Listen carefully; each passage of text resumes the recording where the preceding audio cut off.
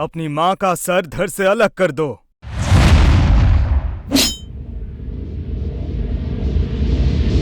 एक ऋषि गुस्से में आकर अपनी सभी पुत्रों को ये आदेश दिया। एक एक कर उनके 4 पुत्रों ने ये पाप करने से मना कर दिया, लेकिन फिर उनका सबसे छोटा बेटा आगे आया। आगे बढ़ो, निसंकोच होकर अपने कर्तव्य निभाओ। अपने पिता के आदेश पर अस्त्र उठाकर एक ही वार से उसने अपने माँ का वध कर दिया। ये कहानी है एक ऐसे योद्धा की जिससे सारा संसार डरता था, जिसने 21 बार एक पूरे वंश को दुनिया से लगभग पूरी तरह से मिटा दिया था। एक ऐसा भयानक योद्धा जिसने अपने शत्रुओं का इतना खून बहाया कि उससे 5 नदियां भर गई थी। वो महापराक्रमी योद्धा जिसे दरअसल एक ब्राह्मण होना चाहिए था, लेकिन एक गलती के कारण उसका पूरा जीवन बदल गया। भगवान विष्णु के छठे अवतार परशुराम।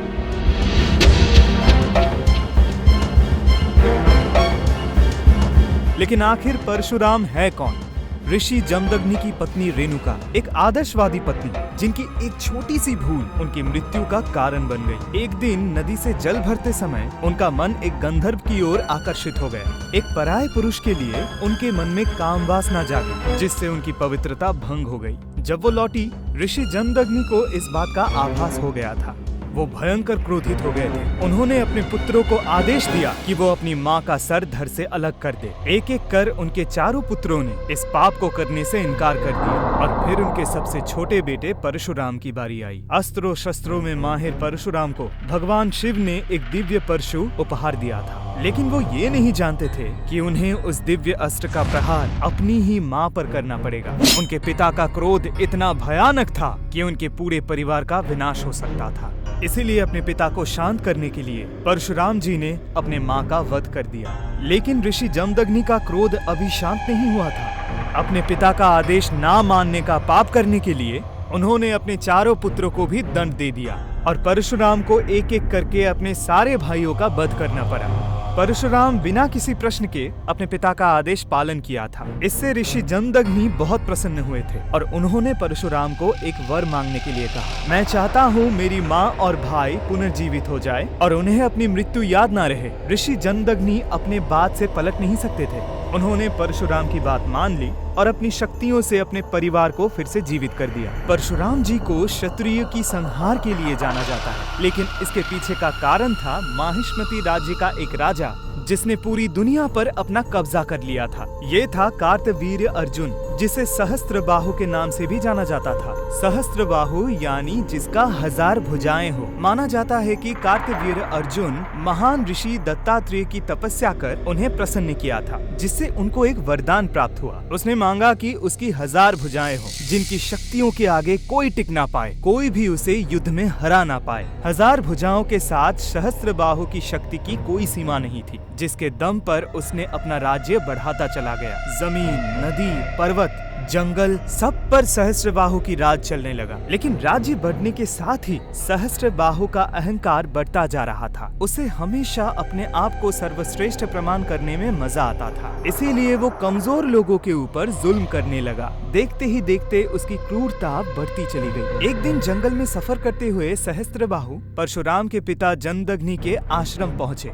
वहाँ उनकी नजर पड़ी गौ माता कामधेनु पर, एक ऐसी पवित्र गाय जो किसी की भी इच्छा पूर्ण कर सकती थी। लोभ में अंधा सहस्त्रबाहु जबरदस्ती कामधेनु को खींचकर अपने साथ ले गया। जब परशुराम जी को इस बारे में पता चला तो वो भयंकर क्रोधित हो उठे और उन्होंने सहस्त्रबाहु को युद्ध के लिए ललकारा। अहंकार में डूबा सहस्त्रबाहु परशुराम को एक साधारण इंसान समझ रहा था, लेकिन जल्द ही वो जान गया कि वो अपनी ही मृत्यु को बुलावा दे दिया है। परशुराम ने हवा में एक तीर छोड़ा जो हजारों तीर में बदल गया और सहस्त्रबाहु की सारी सेना पर तीरों की बरसात होने लगी। कोई भी उनके सामने टिक नहीं पाया और देखते ही देखते सारी सेना ढेर हो गई।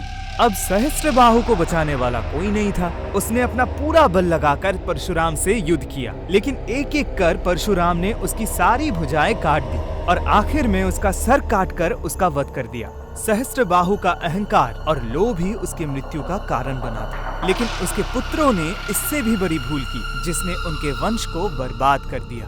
सहस्त्रबाहु की मृत्यु देख उनके सारे पुत्र वहां से भाग गए, लेकिन बदले की भावना ने उन्हें शांत रहने नहीं दिया। कुछ समय बाद उन्होंने अपनी चाल चली। मौका पाते ही उन्होंने ऋषि जमदग्नि के आश्रम पर हमला कर दिया और उन्हें मार डाला। ऋषि जमदग्नि के शरीर पर 21 घाव किए गए थे। अपने पिता की ऐसी दुर्दशा देख परशुराम जी के क्रोध सारी सीमाएं पार कर दी। अपने प्रचंड क्रोध में परशुराम ने प्रण ली कि वो कार्तवीर अर्जुन की 21 पीढ़ियों की सर्वनाश कर देंगे।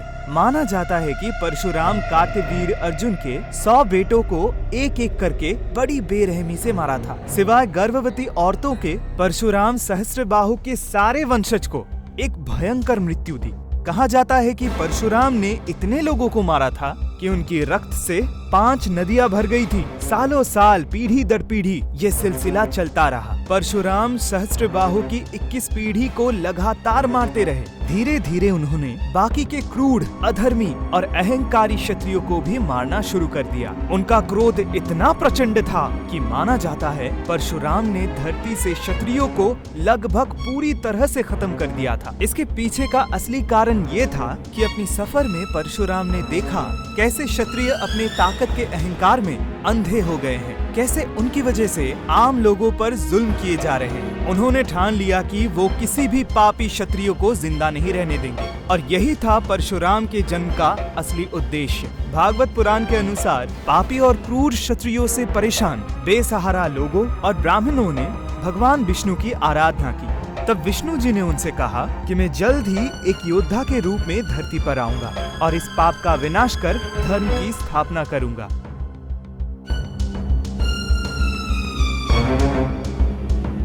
कभी कभी एक छोटी सी गलती भी इतिहास की पन्ने पर लग सकती है। ऐसे ही एक छोटे से बदलाव से जन्मे थे परशुराम जी। महर्षि ऋचिक की पत्नी सत्यवती अपने माता पिता की इकलौती संतान थी। जब उनकी शादी हुई तो वो चाहती थी कि उनके माता पिता का कोई वंशज हो। इसीलिए जब उन्होंने अपने पति महर्षि ऋचिक से सर्वश्रेष्ठ पुत्र की कामना की तो उन्होंने कहा कि उनकी माँ को भी एक पुत्र हो जो उनका राजपाट संभाल पाए। ऋषि ऋचिक ने उनकी इच्छाओं को पूर्ण करने का निर्णय ले लिया। विष्णु पुराण के अनुसार ऋषि ऋचिक ने दोनों के लिए एक प्रसाद तैयार किए जिसे ग्रहण करने से पुत्र की प्राप्ति होगी। लेकिन दोनों प्रसादों में अलग अलग गुण थे। सत्यवती के लिए एक ब्राह्मण पुत्र और उनकी माँ के लिए एक क्षत्रिय पुत्र। लेकिन किसी कारण से ये दोनों प्रसाद आपस में बदल गए। जब ऋषि ऋचिक को ये बात पता चला वो बहुत क्रोधित हो गए। विधि का विधान कोई नहीं बदल सकता।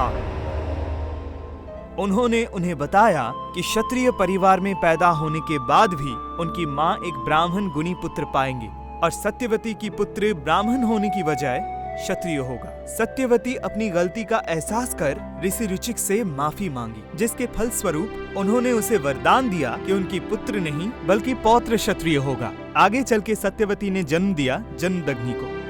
जमदग्नि रेणुका देवी से विवाह किया और उनके 5 पुत्र हुए, जिनमें सबसे छोटे का नाम रखा गया राम। बड़े होकर शिव जी की तपस्या कर राम को एक शूरवीर योद्धा होने का वरदान प्राप्त हुआ। अस्त्र शस्त्रों में सर्वश्रेष्ठ, सबसे बेहतरीन धनुर्धारी और एक प्रलयकारी परशु चलाने वाला योद्धा परशुराम।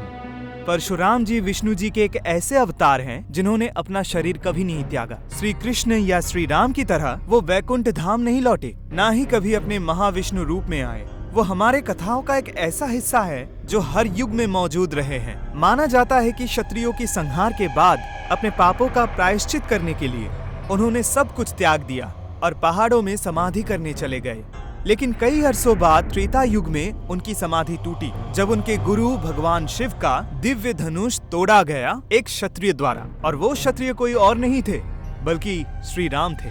वाल्मीकि रामायण के अनुसार श्री राम जी ने जब जनक जी का दिव्य धनुष तोड़ दिया तब परशुराम उनसे मिलने आए। परशुराम ने भगवान श्री राम की दिव्यता और शक्ति को पहचाना। वो समझ गए कि श्री राम भी विष्णु के अवतार हैं और एक क्षत्रिय के रूप में आकर श्री राम ने ये साबित कर दिया था कि अब परशुराम जी को और लड़ने की जरूरत नहीं है। एक अद्भुत दृश्य जहां एक अवतार ने दूसरे अवतार की महिमा को स्वीकार किया। इसके अलावा द्वापर युग में भी परशुराम का प्रभाव दिखा, जहां उन्होंने भीष्म, द्रोणाचार्य और कर्ण जैसे महान योद्धाओं को शिक्षा दी।